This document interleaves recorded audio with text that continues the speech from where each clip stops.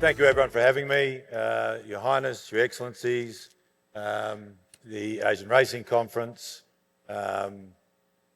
Winfred, thank you for having us. Thank you for your generosity. It's probably a long time since you've been thanked third at the start. But thank you for bringing everyone together. And I'm very aware really that it's not the Asian Racing Conference, it's the World Racing Conference. And we have ultimately the people that decide the fate of racing in the room. I'm very conscious that people have been presenting what they are doing as individuals. And what I want to do today is talk about what we might do. So I'm going to start with my journey a little bit. I'm going to pivot into something I know a little bit about in sport and how that happens, and then maybe end up with a bit of a challenge for us all. But I'm appreciative of being here. I'm relatively new to the industry, but I've been in sport a long time. I'm going to traverse some stuff today. Last thank you to the Saudi Arabian Jockey Club for presenting in Tab Green all week. That's a big concession. I'm very appreciative. The title today was Transforming Customer Behaviours. And I'll be honest with you, I don't really know what that means. Ultimately, I think what I want to talk to is transforming ourselves, initially Tabcorp, potentially racing, to meet the market and the customers where they are. Because what I put to you is that I don't think it's very easy to change customers. I think we can control ourselves, and the ability to control what we do and how we meet the market is easy as an individual. It's easy-ish as an organisation. It's difficult in the country, and it's certainly big when you're talking to a global sport that has all the normal experiences. Fragmentation, private ownership, different structures, monopolies, emerging markets, mature markets, all the stuff we all know. But there is a point where people have to come together and make decisions about how they meet the market as it goes forward. They have to come together, compete where you compete, and make decisions about how they meet the customers where they are going, old, and where the new customers are.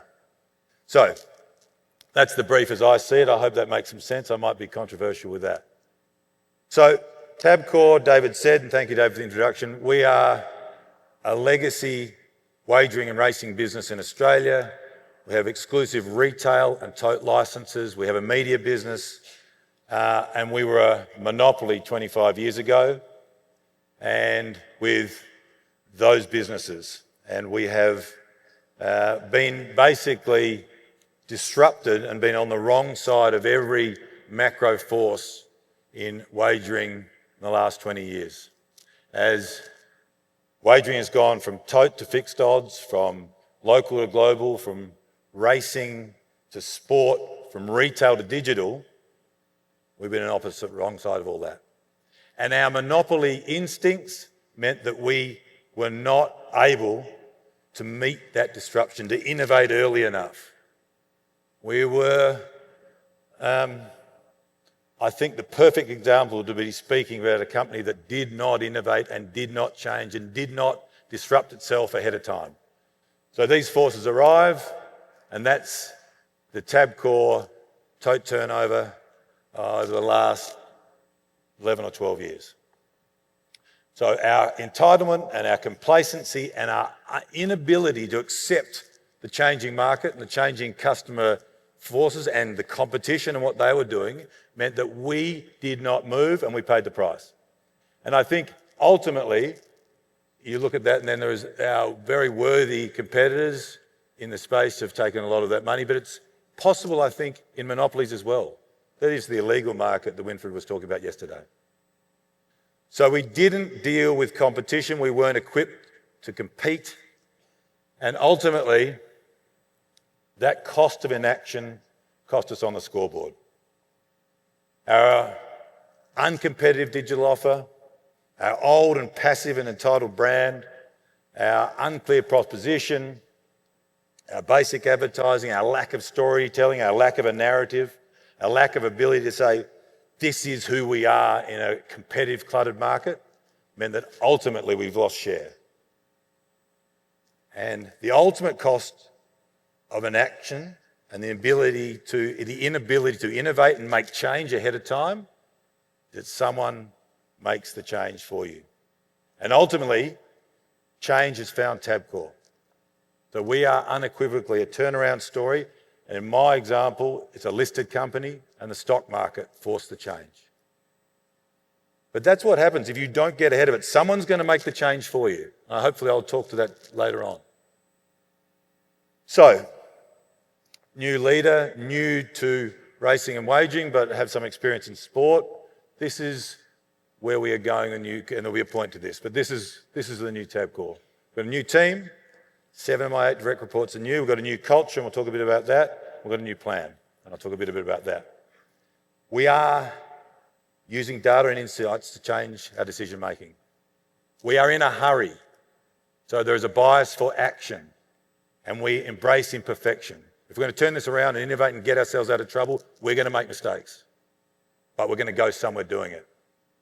We have a consistent and clear decision-making framework as we look to innovate and change and meet the customer market, and we tell the same story over and over and over and over again. We're not what we were. This is us. It's a simple message, and I'll get to that. Please consider us.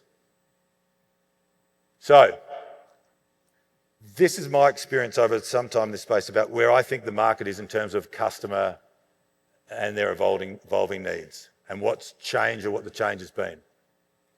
There is an unambiguous flight to quality and or value. If you don't speak to one of those, you speak to no one. That's my experience. And the quality thing is real in every part of the market, in every part of the demographic. Live experiences are more powerful than ever. That social connection, that ability to be with friends, with family, connecting externally is very, very relevant. And you might say, how do you do that in a wagering sense? We'll show you that. People have shorter attention spans. You know this, but what are you doing about it? You have to go where the customer is. They have shorter attention spans, and the habitual nature of attendance is gone. The ability to go, I go to the races every week, I go to the football every week. If you don't find a story in that, that habitual nature is gone. Digital has made the world smaller. Car Ying Rising is as available to an Australian punter as Via Sistina. If you go to a race course, the standards you expect in your infrastructure are the same as when you've been to the Chase Center in San Francisco or the new Raiders venue in Las Vegas in the NFL. People's standards are global, and their ability to connect with athletes or stories are instant and global, and you have to capture them and therefore in a much bigger market. We know this, story sell. You have to have an emotional connection through all that with the individuals. They're looking to connect through stories. So what does that mean for us? Well, I told you we had an old and passive brand. Must resonate. We had needed clear points of differentiation. We had to differentiate in a global market where our competitors are unbelievably quick to develop product and to talk to the customers with their experiences on a global scale. We needed storytelling, and we had to again play to our strengths in omni-channel. So, for us, started with brand. Brand is everything. And we went younger, more energetic, louder, bolder, very untabbed. And if I thought 18 months ago that I'd have young women on race courses wearing Tab merchandise proudly, I would have taken that every day of the week. We activated our brand consistently across all of our channels. Everyone knows what you get from us now. Across retail, across media, on course, on Sky or television. And on digital. We use a celebrity, and I'll talk about this. That's Bill Buffer, who runs the UFC. Paid him a small fortune, but he shows up in every one of our activations. You know when we're doing a promotion, you're going to get Bill Buffer. Consistency of brand and talent and execution. We're doing it right across the board. refresh race day, new products, new shows, stunts, capturing people's attention. We'll talk about that. We've had hovercrafts, we've had helicopters, we've had monster trucks. And yes, they're sort of stupid and gimmicky, but it's making a point. And people know what they're going to get from us now, and it's very different to what we were doing. This is our ad, and it's all about, before it used to be about a product and stuff where we weren't frankly as good as as Sportsbet or Ladbrokes. And now it tells a different story.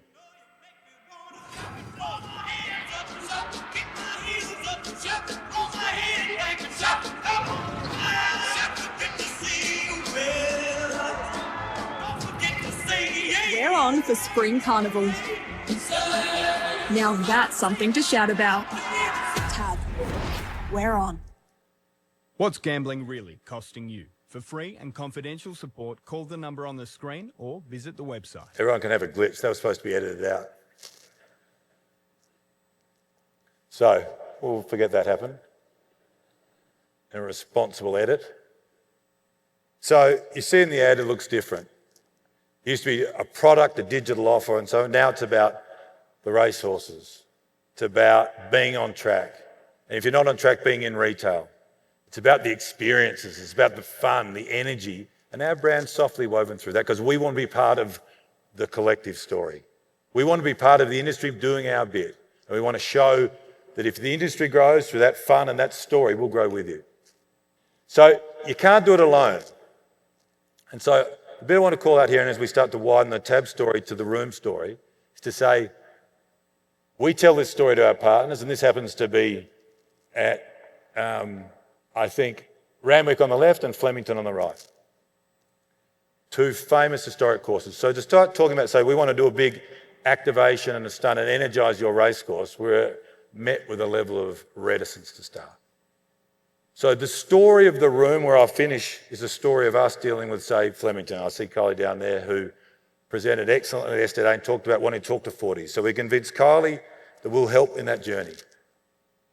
The biggest challenge in that journey then is to convince the board. Very old school, heritage-based board, but they've entrusted their course, this incredible institution, with us to go on that journey. So there's a story of trust and faith and decision-making and boldness by the VRC committee, led through their chief executive, to come on the journey. So what did they allow us to do the first Saturday of the Spring Carnival? On Derby Day, they let us do an activation across the whole of the country centred around the racecourse. So we turned Flemington basically green with caps and umbrellas and tents and marquees. And then with all of the screens and all our broadcast channel and with a free-to-air broadcaster, we flew an aeroplane tab branded with a QR code on the side of it. We stopped the track and did a huge promotion with a QR boosted offer for the favourite of the Group 1. But the whole course, every person, every retail outlet, every pub, every watching television stops. They focused and they're activated in the racing. There are links to the racing, to our brand and stuff, and we activated the racecourse. And we did it in partnership with the VRC, which I don't feel they would have done 2 years ago, and we thank them for their faith in us. But what actually happened now, the interesting part is, by year 2, people are looking at it, people are screens, and people are leaning into the activation, and we're part of the day. And instead of being a passive sponsor, we're part of the entertainment and part of the story. So, we can't do it on our own. We need partners who have faith and want to go on a journey with us and make bold decisions. And that's what Peter Vlandis did at Randwick, and that's what Kylie and the VRC committee and Neil Wilson did at Flemington, and now it's accepted. So we start down that journey. Now the journey for all of us is, what does it look like where we can collaborate together and how do we get there? Now I used to run a thing called the Australian Rules Football. It's the one with no sleeves, with blokes oiled up, tackling each other. Domestic sport, but in the end, 160 years old, very successful, theoretically not in need of disruption, but has an independent board with progressive people who actively allowed management to innovate and disrupt ahead of time because they believe, in real terms, if you're not making change, you're going backwards. So it's a sport that has a history of, I think, us just understanding what the customer wants and actively disrupting itself. So when you're trying to make rule changes, like in English football or any traditional sport, it's hard. The supporters hate it, but you have to take the product where you want to go, and we make rule changes. We focus on athletes, stars. We spend hundreds of millions of dollars in stadia, or the AFL does. It's hard to stop saying we. We focused on segmentation, which the guys talked about yesterday. We concentrate on best technology, fan experience. So when you are there, from the minute you walk in to the minute you leave, every part of that experience is world class, and you know it. So the product and field has been innovated and changed to what you want. The experience from the music to the seats to the F&B is exactly what people want. And we work so hard to deliver what they want ahead of time. And the AFL has people scouring the globe and doing research to have every product before people want it. New markets, women's league to speak authentically to women. Going to new territories where there wasn't song, investing hugely. And all of this stuff plays out in a monetisation effect because you are talking to new audiences and you are growing and everyone will pay for that. So the investment pays off. And the important part about this is not just unilateral decision making. The journey is with all of the clubs and the states, and all the different disparate things are now on a journey because they see the flow we're working. Sometimes you can't do it within. Cricket is known to some in here, not all. But the story of cricket is an external disruption said 5-day format can't work in an evolving era. So an Australian billionaire contracted players to come in a new league with a different format. And they started wearing colours rather than white. And it was the first format of change. Now the story of this is he forced the change, but he couldn't execute it properly. And ultimately cricket came on board because the peak bodies have to be part of this journey. And then they've come behind it and the formats have kept on changing. Cricket has kept on changing to go where it was, 5 days into 1 days into 4-hour formats. And I think the story here is that no matter how successful you've been, there's always further innovation. Bernie Ecclestone at F1, an incredible innovator, you'd think it's at the peak of his powers. Made change, controlled the thing end to end. In 2016, it sold for $8 billion. What's it worth now? 8-10 times that in 10 years. The innovation through streaming, films, profiling athletes, new markets, different versions of the AFL story, has been continual innovation, and you've seen continual growth. So what does that mean for us? And I've got 1:17 left. I'm going to time this all right. I've heard in the last 30 hours, I think everyone in this room knows what the answers are to grow racing. I don't believe in framing where racing's up. It's dire, it's not that bad. Racing is an incredible sport with incredible opportunity, and the point about it is it doesn't matter where you think it is, it can be better. If you take that mindset, everyone will give you, if you talk about people who think, a view about how we globalise the product and how racing can grow. It's the same stories. Global brands, telling stories, tentpole assets, innovation, activation, alignment, global scheduling, all that stuff you guys know. You know that. You have everyone in the room, all the major race courses, you've got Churchill Downs, you've got Flemington, you've got Ascot, you've got every peak authority, every person in racing who makes any sort of difference is here. So how do we do this? In the end, it's the leadership of this room. Because in my view, transforming customer behaviours means transforming industry behaviours as well. And that's why I want to leave this in my last 9 seconds to say, I feel lucky to be here. I've met some incredible people. As we look into our own businesses, can we look outward about actually how our businesses can be bigger through greater leadership and collaboration and transforming the industry inch by inch, metre by metre over the coming years. And if we can do that, the customer journey will get better for us individually. Thanks for having me.